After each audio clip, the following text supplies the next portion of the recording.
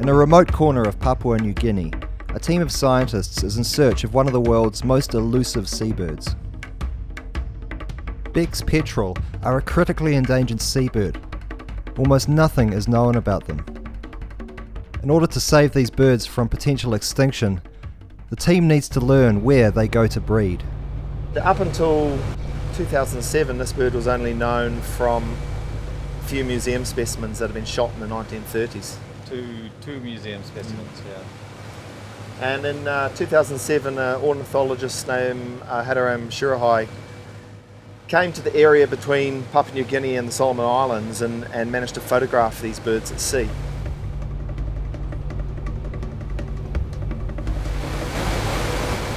So the main goal is to capture birds, and we're going to attempt to capture them at sea, possibly also from land. And if we are successful in capturing birds, then we'll put satellite transmitters on them. Once we get those on the birds and they're working and we're getting signals, we'll be able to see whether they go to land. Becks Petrel are procellariforms, they're tube-nosed seabirds, and tube-nosed seabirds are in trouble globally, but they're particularly in trouble in the equatorial Pacific. So Becks is one of a sort of a suite of small tube-nosed seabirds that really stuff all is known about. So getting information on these different species of seabirds that we know nothing about is really important for their conservation. This area of Papua New Guinea is not only known for seabirds, but also for its cetaceans. A pod of sperm whales halts the team's progress as they head south.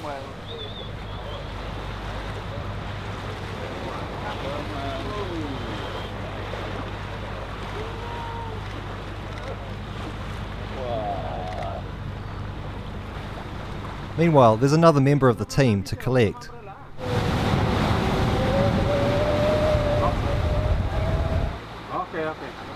Local WCS representative Bernard Maul lives in one of the villages down the coast. His taxi pickup is PNG style, off the coral reef.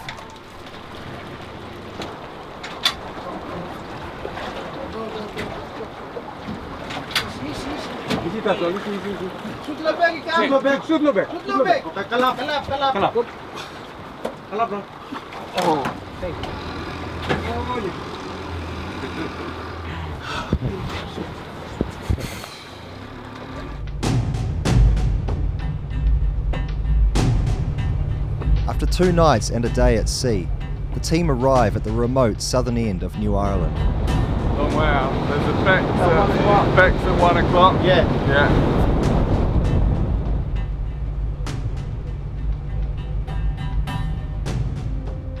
The 7,000-foot high mountains that tower over the bay are densely forested and barely explored. This is where the petrels are thought to breed, and burrows high on the upper slopes.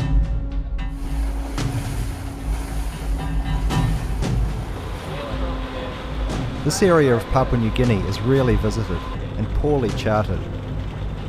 The first job is to survey the bay for unmarked reefs. The reef starts from the point here out, but we couldn't spot a shallow part of it. Still looks deep around here, still blue, over. Yeah, roger. Okay, alright. We're just going to keep on making our way down the bay. Talk to you guys soon. Standing by. This whole bay that we're in right now is unsurveyed ground, so it's never been done by the hydrographic crew. So you see this line here. And so you've got to be very careful navigating throughout an area like this, because there may be a reef somewhere. So usually you need a bit of good light to see where you're going, which we're getting there now. We're getting up towards 8 o'clock, so by 9 o'clock, 10 o'clock we should be able to see all the edge of the reef on the shoreline and any possible hazards that might be in the bay.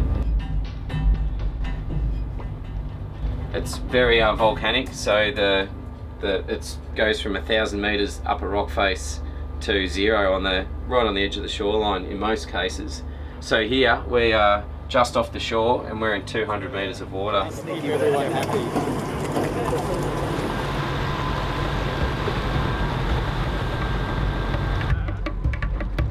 The team plan to use homemade net guns mounted on kayaks to try and catch the birds.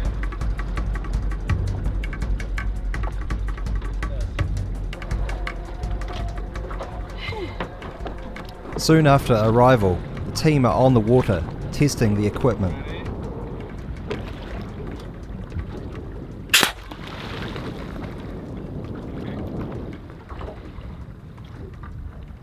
We're trying to attract the Becks Petrel in close enough that we can fire the gun, and in order to do that we're using chum, which is basically munched up fish and guts in basically an onion bag, and we're hanging that in the water underneath a buoy. But to add to that, we've also made some decoys that look a little bit like Becks Petrel.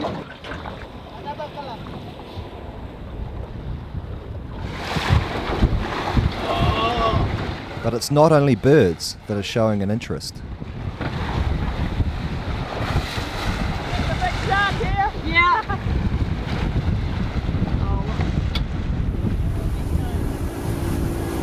Meanwhile, team members Andre Rain and July Kuri head to shore to begin the second phase of the operation, trying to catch birds at night as they head inland to breed.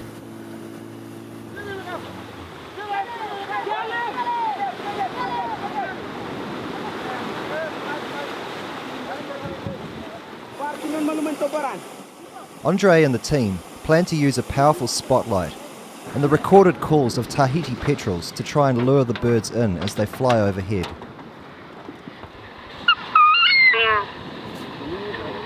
That's a strange sound, huh? So this is what you would hear in the breeding grounds, not at sea. So only when they're...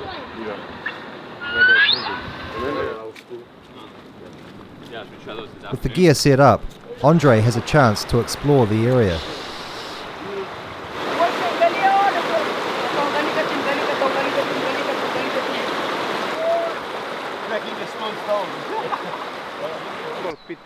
And to taste some of the local delicacies.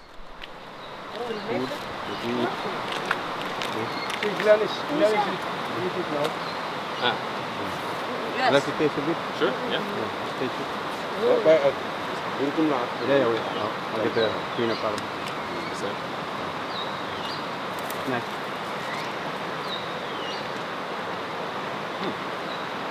Good. Yeah, very tasty when you boil it. You put coconut milk and boil it. Put up.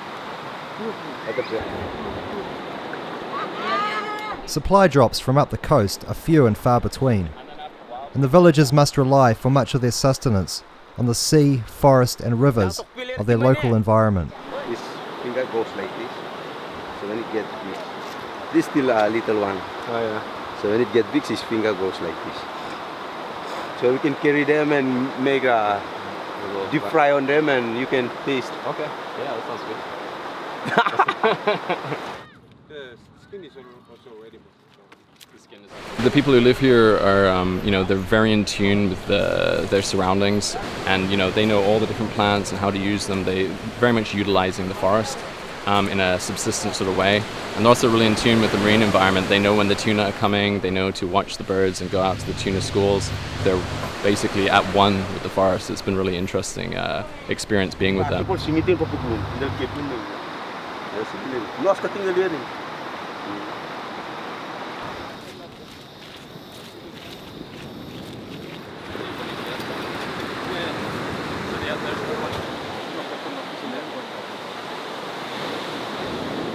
We're going to a village and talk to the headman there and ask him some questions about the birds, see if he is aware of the birds, if he knows what they are, and what he knows about the birds, where he sees them, when he sees them, if he has any interactions with them while he's fishing.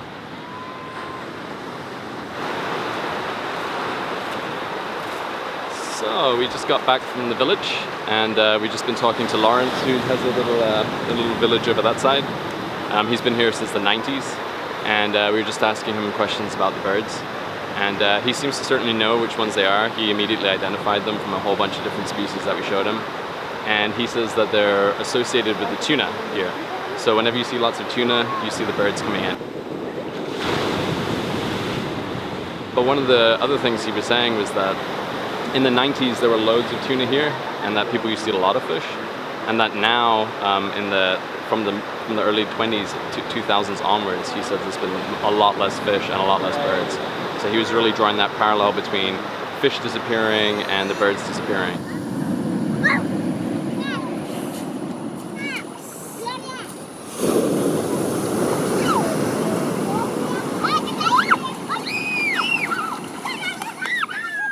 As evening falls, Andre keeps a close eye on the sea for birds coming ashore.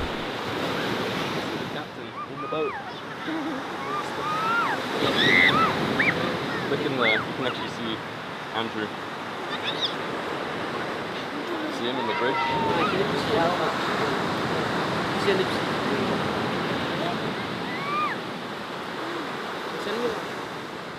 As it was getting darker and darker, we were getting more and more birds coming in off the horizon and coming into the bay itself. And they were, certainly circling around and looking quite, they're milling about and looking a little bit like they're ready for something. So, none of this is definitive, but certainly the birds could be breeding anywhere, and there's been a lot of debate amongst the team as to where the birds are. Even if these guys are breeding in really remote areas, they're going to be under threat from a whole range of things. And one of the things we have seen here are tons and tons of pigs. Pigs is a very well-known seabird predator, and so we've got to basically find out where they're breeding now and then figure out all the threats that they're facing and how we can help stop those threats.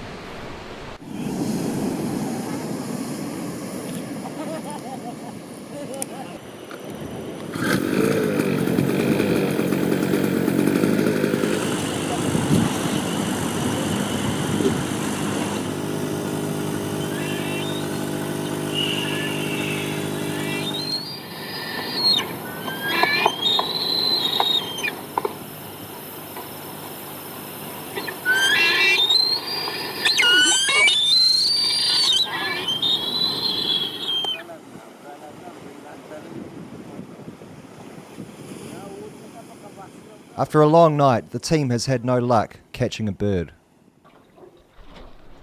The crew on the boat have been equally frustrated.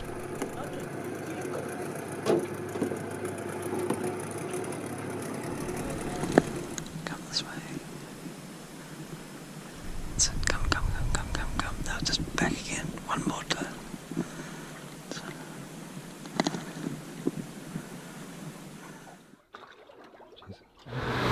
Yeah, so I was just out on the boat catching, where the first bird that came up the slick, came very close, was not a Becks Petrel. It's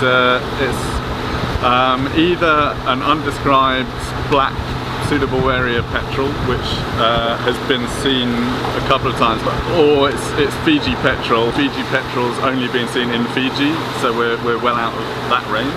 So it came close. I was sat there, I didn't have a camera, and it sort of investigated the slick more closely than the Becks Petrels have been doing, and came right over the chum.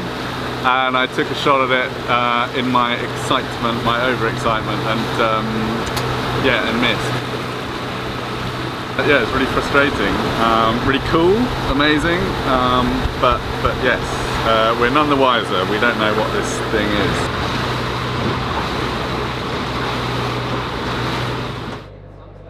Meanwhile, back on shore, Andre is headed for the nearby village. He wants to interview some of the locals about their knowledge of Becks Petrels and the marine ecology of the area.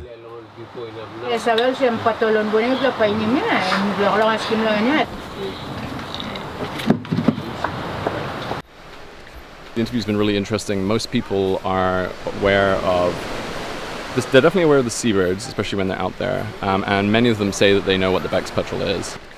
They've been very interested in what we're doing and quite supportive and enthusiastic about our work.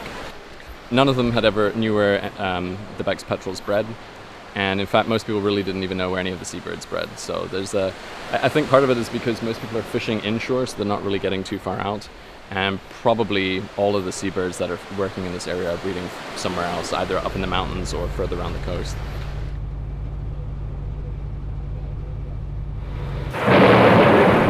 As night falls, a fierce storm strikes Salur Bay.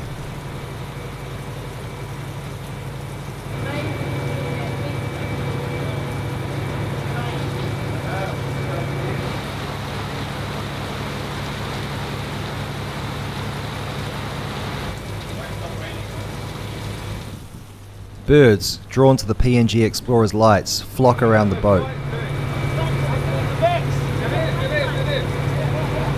Wow, Phil, look at that! Oh my god!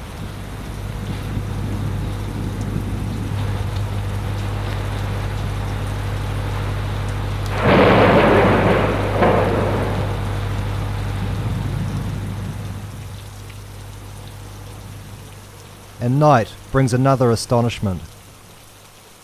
A flood of moths blankets the boat. Dozens of species cover every exposed surface.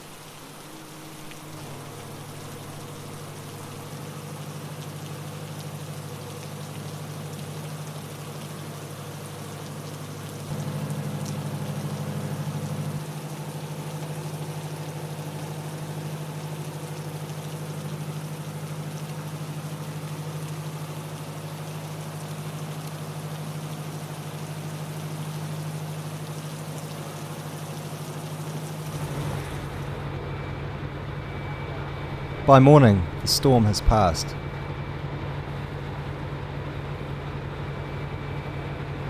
The boat is still carrying hundreds of hitchhikers.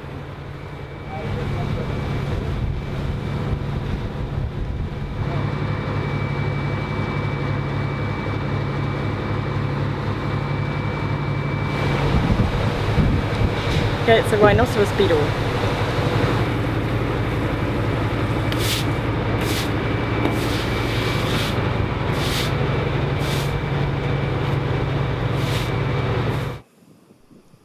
On land, Andre and his team bore the brunt of the storm and came very close to an unlikely success. We saw birds for 5 minutes. It was a very exciting 5 minutes. We had a massive storm, loads of electricity and this huge tropical deluge. And while that was happening, we actually had 2 or 3 Becks Petrels come in. We came so close to catching them. And unfortunately we didn't.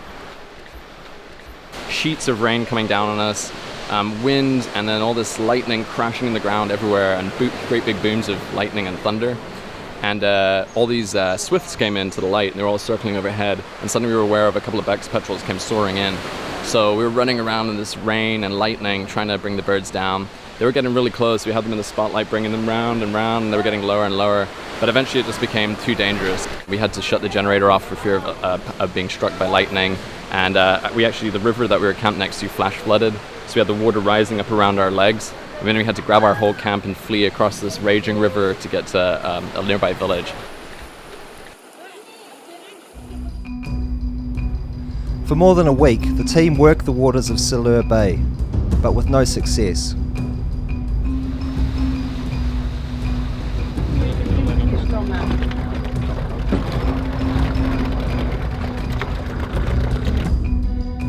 The Becks Petrels often come close enough for photographs, but always stay just out of reach of the net gun.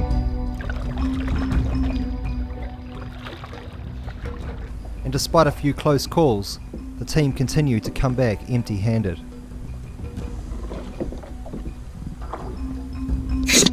Oh, damn.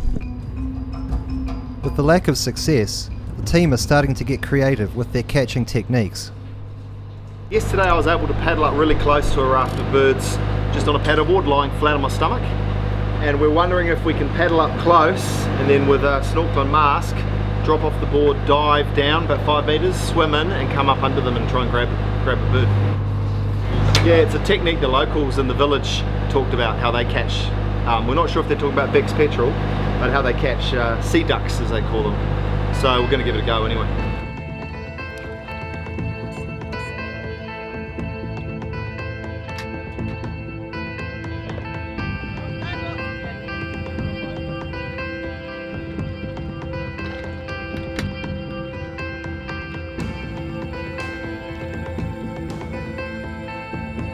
Matt and Malachi's new technique hasn't worked out. It's frustrating. There was a raft of birds. We got within about 20 meters and they took off. And we waited and they circled and then they formed up again downwind. And then we had another go and again got within about 20 meters. So it seems like that's the gap. But we're on a big board with 2 people, so we're going to try and go one person on one board. See how that works, and swim from further out. See. The weather, at least, is playing its part. We've got quite a nice breeze today, conditions fine overhead. Just birds aren't playing ball. Oh, we're going to give it everything until we need to leave, which will be on the 27th. At the moment, it's sort of, yeah, I mean the birds are interested, they're coming in, but they're just not coming in numbers at the moment that we'd like. Still positive. Matt, meanwhile, is still making friends on the water. I would like to get out of the water, please. There's a shark here. What? I'd like to get out of the water, please. There's a shark here. A nice shark decided to come pay me a visit. So I was completely fine in the water, but I just thought I'd come out and rest because my shoulders are a bit tired. The lack of success is taking its toll, but the more time the crew spend on the bay, the more they are learning about the bird's movements. Andre's been stationed on shore for much of the week, and each evening has been doing counts where he's seeing numbers of birds build up inside the bay towards dusk. So there's possible different reasons that could be, but it's potentially compelling evidence. Birds are moving inshore and heading up to the mountain to breed. And then we've also been out in the tenders and from this boat, and likewise then Karen saw a bird coming off land, same sort of time of night. We've had sort of all these things during the week that the team's been putting together, different sightings, different observations. So we're going to head out to the middle of the bay where Andre's seen birds massing late afternoon, and give it sort of one last shot to try and catch a bird.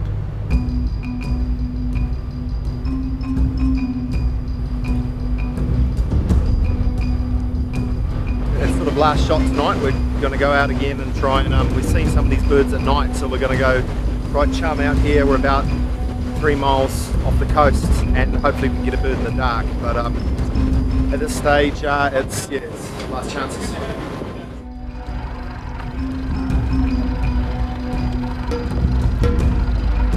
Just minutes after setting out in the kayaks, there is a shot in the dark.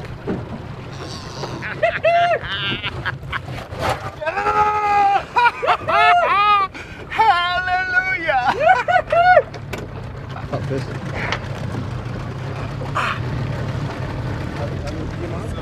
Well done.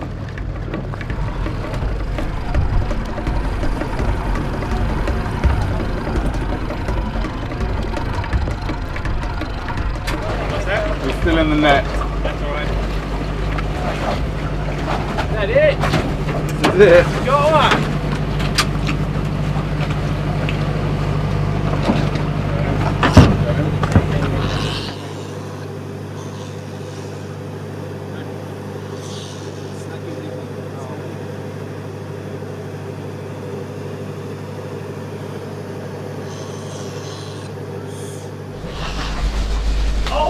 Oh boy, well done, mate. Okay. Poor little bastard. Let's just calm down.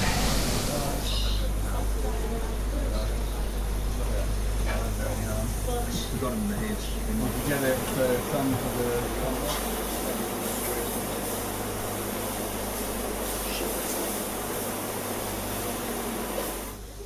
Once the bird's measurements have been recorded, a satellite tag is attached. If it continues to work properly, it will transmit the bird's location daily, and hopefully lead the scientists to its breeding grounds.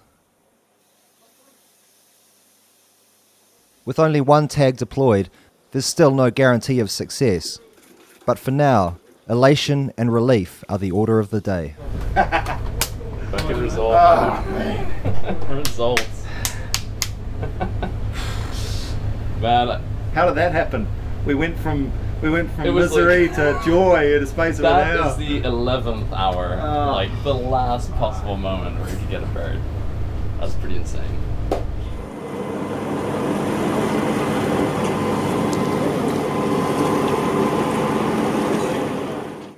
Petrel is released in darkness in order to minimise stress. The big worry now is whether the satellite transmitter will work properly. So we just let him go. Yeah, huge relief and hope, I guess. It sort of feels like a really fine line between success and failure for this project. The tag will be beaming up fixes to the satellite, and we'll get the information back as soon as we log on, really. So, yeah, within the next week we should see where he's been off to.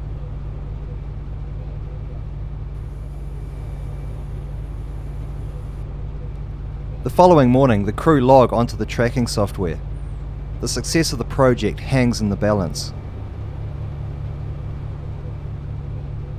To their relief, the transmitter appears to be working, and the results are beyond anyone's expectations. We've got a location of the bird up on top of the mountain ranges in the Salur Bay area, and the quality of the location is reasonable, but with scientific caution, we're not prepared to, well, some of us prepared to say they're good locations, but it's certainly very, very exciting that this location seems to be right in the inland mountain ranges. So, well, we've got to wait another 30 hours for the next satellite pass to get new data. 30 hours. Yeah, but it's certainly, you couldn't have wished actually for a better result, but as always, as scientists, we're always cautious, so we'll give it another 30 hours and see what happens. Some scientists are cautious. I haven't said definitively. I've said it's pretty good. Hey!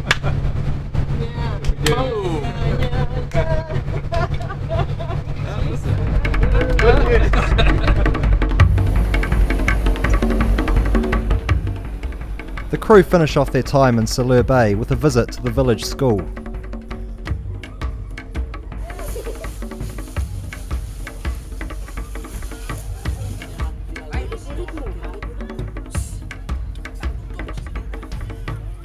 It's a chance to thank the locals for their hospitality, and also to spread the word about Becks Petrel.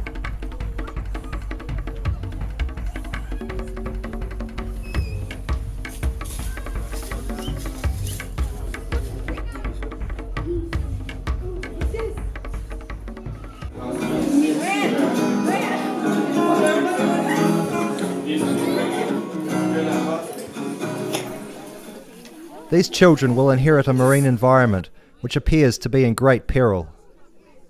The team hope that by sharing knowledge and by learning from the locals, by incorporating local wisdom with science, the Becks Petrel, along with the other wildlife of Salur Bay, will have a future here.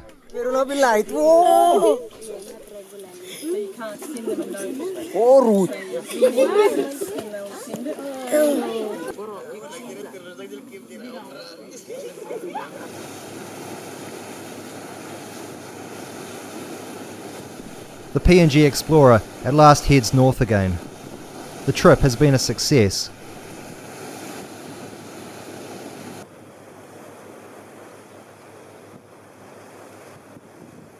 What happens now depends on a tiny bird somewhere out there on the vast Pacific.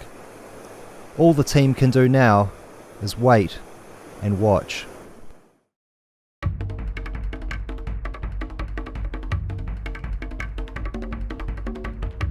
Six months later, the crew have dispersed to various corners of the globe. The transmitter has continued to work perfectly, and in Auckland, New Zealand, Chris and Matt are kept busy analysing the steady stream of data the bird they have affectionately dubbed Pato is delivering. It's quite phenomenal how clustered these locations are. Yeah. The red square that you can see there is where the bird was captured. This is Salur Bay in here. That's where we visited daily during our time down the bottom end of the island. But you can see that, okay, there are these points over land, and from that we are assuming that the bird is, and there are birds breeding up on those highlands. But you can see that all the way up the coast, Pato's been spending quite a bit of time up there. So there's a possibility of more aggregations up the coast, and he's probably accessing the interior further north in Salur Bay. And if we were to go back, that's something we would make use of. But you can also see that he's made these trips out, particularly these areas out here. This is Bougainville down here, this is the Green Islands, and then you've got the Feni Islands here. So he's spent a lot of time in this area north of Bougainville, east of the Green Islands. And we've also had periods when he's been inland where his signal has disappeared for 4 times. Yeah. Where we've lost the signal from Pato for 3 or 4 days at times. In fact, once was up to 5-6 days. Yeah. So as seabird biologists, that's like, what's he doing? Cloud cover is not going to remove signal for 6 days. It's most likely, and our feeling now is that possibly he's a young bird. Yeah. And it's possible that he has been ashore under forest canopy, prospecting for a burrow or in a burrow. This just shows a good example of Pato's speed.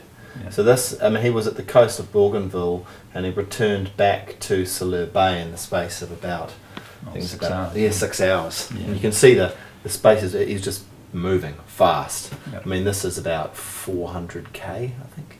And then subsequently, 4 months later, all of a sudden we've been following him with relish, and around mid-August, all of a sudden Pato went, oh, enough's enough, and he started heading west.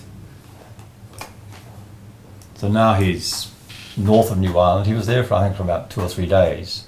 It looked like that was going to be a sort of settled period, and suddenly, 30 hours later, he's over here. So at the time, we're like, "Whoa, what's going on here?" Something's changed after 4 months. It was very exciting. And then, by continually scanning, he was just making these big leaps. I can zoom out here and show you. Yeah. So 30-hour gap, 30-hour gap, 30-hour gap, 30-hour gap. Yeah. So 2,000 kilometres in a matter of days.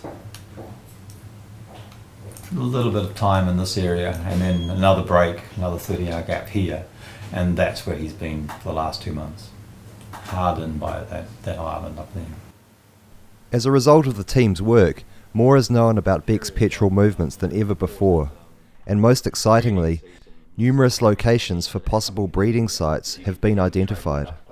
Just getting that confirmation that these birds are most likely breeding up there, on New Ireland, up in the highlands. We're talking, 2,500 metre mountains? 2,400 metres, yep, and 7,000 feet. Pretty high mountains, but vegetated all the way up. So it's dense forest, really very rugged country. We're making a lot of assumptions here, but from our knowledge of these birds' biology, the fact that the birds overland at high altitude are seabird, which seabirds just don't do that just for a lark. Our experience tells us that's the most likely scenario here. With many areas of New Ireland slated for forest clearance and palm oil plantation, the scientists' work has important implications beyond Becks Petrels. We can use this data to sort of promote not only Becks Petrels but also birds breeding in this part of the world and foraging in this part of the world. Pato may well be, or could be regarded as a sort of like a little flagship for conservation for petrels, certainly in the Papua New Guinea and Solomon area, West Papua area. Some of those communities we encountered there, are impoverished. They have so little, but there's this incredible abundance of natural resources that gets very little contribution from the West to protect and conserve and understand. And these high biodiverse areas really need to be on people's list. These are incredible places that Western scientists generally often don't, and conservationists don't know a lot about in general. They're hard to get to. People, the areas are poor and remote, but they're incredibly important in terms of biodiversity. The team are now hard at work planning a return trip. Finding Pato's breeding site in the remote and inhospitable mountains of Papua New Guinea will take a massive amount of planning and effort. But the potential rewards, both for the crew and for conservation, are immense. Stay tuned for more.